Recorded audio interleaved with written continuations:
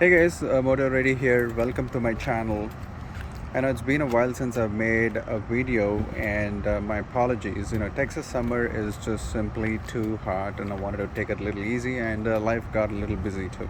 Anyway, it's fall, the weather is much pleasant right now, and I really wanted to finish this video series on my review of the Honda Goldwing. I've done a lot of video. I think I've created a playlist. I'll probably also put a link to that in the description. But I didn't really get a chance to wrap up the the series, if you will.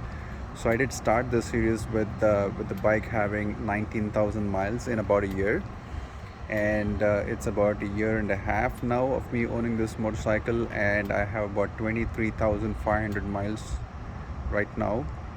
I did do one long trip to Northwest Arkansas, and then just weekend day trips and so on. So there are a few things I wanted to talk about the bike, and kind of I'll wrap up this video series, and I have my points jotted down so I don't miss any important features. So the first thing I want to talk about is the handling of the bike.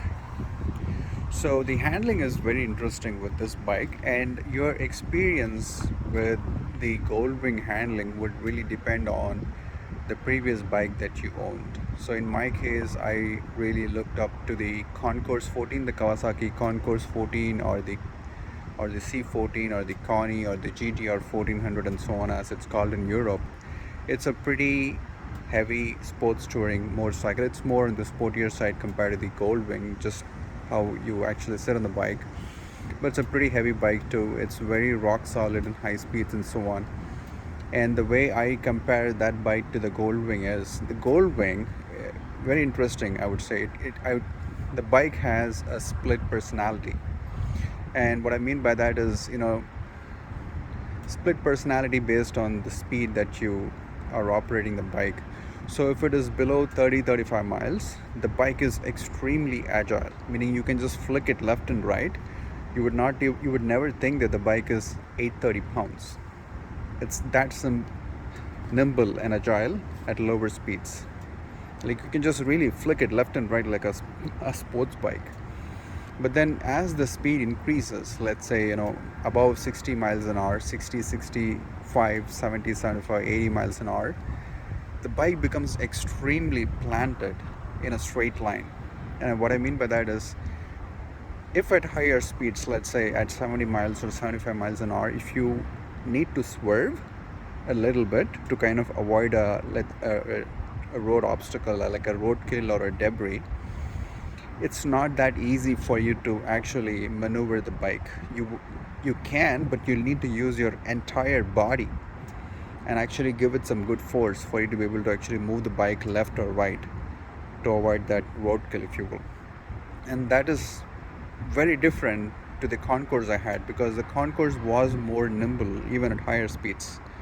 And I'm not saying this is a negative with the Goldwing. It can be looked at as a positive too, because it is like super planted and stable at higher speeds. But it is important for me to mention that you can't just easily swerve the bike. You'll need to use the entire force of your body, not just you trying to move your handlebar. You need to use your body to actually move the bike left and right if you want to. And for that reason, I have started to build a habit of maintaining an even longer distance between me and the bike or the vehicle in front of me, so that I do have enough time and room to basically do any maneuvers if I ever need to, even more so than a typical motorcycle that you may be on. So that's something I really wanted to mention. It's like, yeah, I mean, the only way I can explain how the bike behaves is like it has a split personality. One personality when it's on lower speeds, and another personality when it's on higher speeds. The other thing I want to mention is about the handling when it comes to windy conditions. So generally speaking, heavier motorcycle like the Goldwing or the Harleys and so on, they are more stable in windy conditions, and that is true for the Goldwing too. And I think the Goldwing is really stable because of how it's designed. I mean, the cavity over here, right, it's able to kind of suck in a lot of air, and it kind of really makes the bike feel very planted. So you may get, the bike would shake a little bit left and right in really windy conditions, but you still have a good feeling of confidence, which you may not have in other other vehicles or motorcycles, if you will. So that's one thing I wanted to mention. So, but again, talking about riding in windy conditions, right? Uh, you do feel the wind. What I mean by that is, like if it's just 5 miles an hour, the wind, no, you'll hardly notice it. But if it is 10 miles an hour, 15 miles an hour, 20 miles an hour, you do notice that the bike is trying to shear through the wind and trying to propel you forward. You will actually feel the wind or feel the bike shearing through the wind. And again, it really depends on erg- how aerodynamic your previous bike is when you compare that to the Goldwing, right? So in my case, the Concourse 14, it had a full body fairing, meaning the fairing would cover even the engine. But in the case of the Goldwing, the engine is more exposed. It does have good fairing, it does have good protection, but the engine in the Goldwing is more exposed. So I do find that the Concourse 14 was much more graceful in shearing through the wind at higher speeds compared to the Goldwing. And I think Goldwing, the bike itself, is a little more wider, so you do feel it actually pushing through the wind, especially if the conditions are a little more windy. I have been through extremely windy conditions, and one would say really dangerous conditions, and I would agree. In hindsight, right, should I've gone through those conditions? No, I should not have. But I've gone through windy conditions like 30 to 35 miles an hour, and that is when it becomes really uncomfortable. And I would highly recommend that if you know that the forecast is really windy that day, and if it is over 30-35 miles an hour, I would highly recommend you keeping away from the freeways, right? You can maybe take smaller roads, and that's what I did. And this was when I was traveling from Nashville, Tennessee to Little Rock, Arkansas. I did a trip of the Natchez Trace Parkway in the April time frame.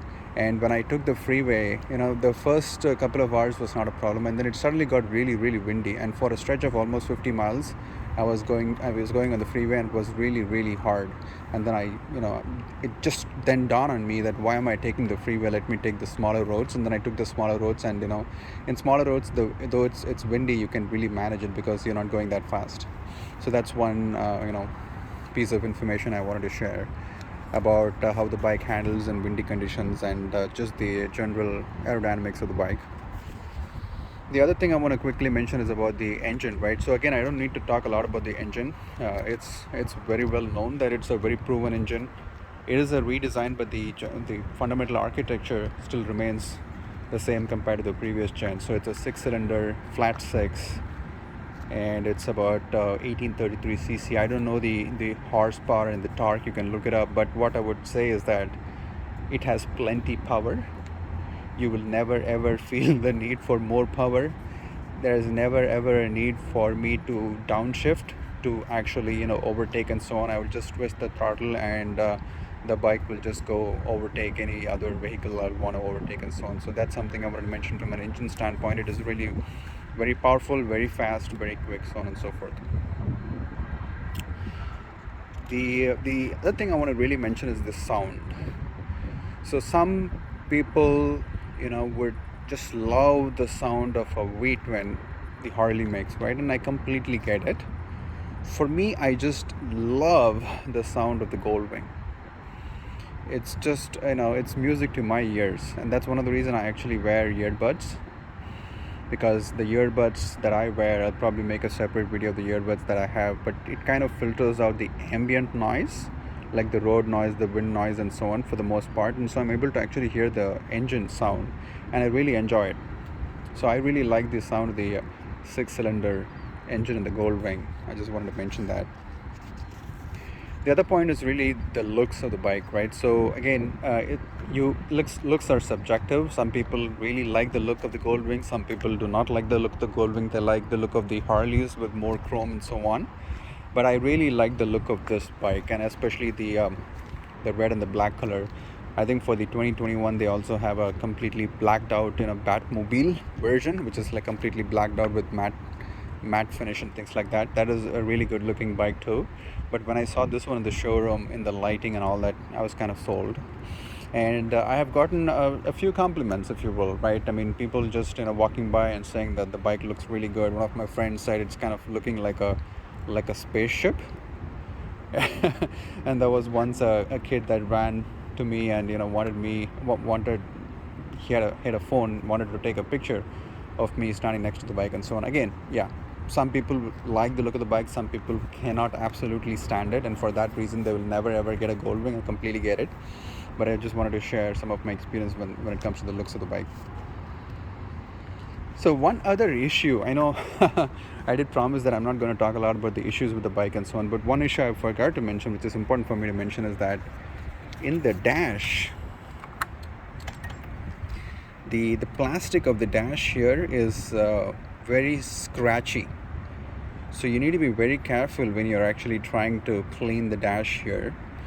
But you don't really need to clean this dash very often, right? It doesn't get dirty that often, but when you're cleaning it, I would highly recommend that you just use water and some very soft microfiber cloth to kind of just lightly wipe it off, or else the dash gets scratched pretty easily. And that's one thing I wanted to mention. I forgot to mention. The other thing is, that's pretty much it, really. So those were the few final points I wanted to talk about the bike. All in all, this is a extremely well built, well designed, well engineered, well executed motorcycle. As I mentioned in my opening of the video series, that Honda and their engineers took quite a big risk in trying to upgrade an already really good motorcycle, and so they knew the risk that they were taking, and so they bought their very best, and it clearly shows in the outcome of the bike. So in my very humble opinion, my opinion only, I'm not asking for anyone to agree with me, that this is the best motorcycle ever made yet, period. And I really feel that, I know it's $30,000, right? It's quite a chunk of money, but for how much other bikes cost and how much bike you get with the Goldwing for the money you pay, it's very reasonably priced. Again, people may disagree with me, I completely understand, but the amount of engineering, technology, safety that's built default into the bike stock, and how much you pay, I really think it's very well priced, right? Again, I compare it to, like, let's say Yamaha Super Tenere, not the Super Tenere, the Yamaha Tenere 700. I know it's a completely off-road bike, right, for the folks who are more familiar with off-road adventure and so on, but that bike has hardly any features and it's $10,000, right? As compared to that, for the Goldwing for $30,000, you get a lot of motorcycle. So if you just try to compare it from that standpoint compared to how much other bikes cost and so on, Honda is very reasonably priced it. And again, it's important for me to mention all of this. I mean, Honda's not paying me to say any of this, but it's important for me to kind of appreciate the engineering excellence that has gone into building this motorcycle. And so it's important for me. I kind of even think that it's a duty for me to mention about all of this and try to promote this really excellent motorcycle, because you need to give credit where it's due. Anyway, so that's really my summary of the Goldwing and the review. Again, it's just my opinion. There are a few things I may have said which you may not agree, and that's totally fine. Yeah. So if you guys like content like this, I will highly appreciate if you can like and subscribe, because that is the only way I know that there is interest in content like this, so that I can make more videos. If there's no interest, there's no motivation to make more such videos and things like that. So do let me know. I definitely appreciate the feedback. Again, thanks. I do hope to make more videos going forward. If you've stuck around for almost 14 minutes, thank you again, and see you in the next one. Bye.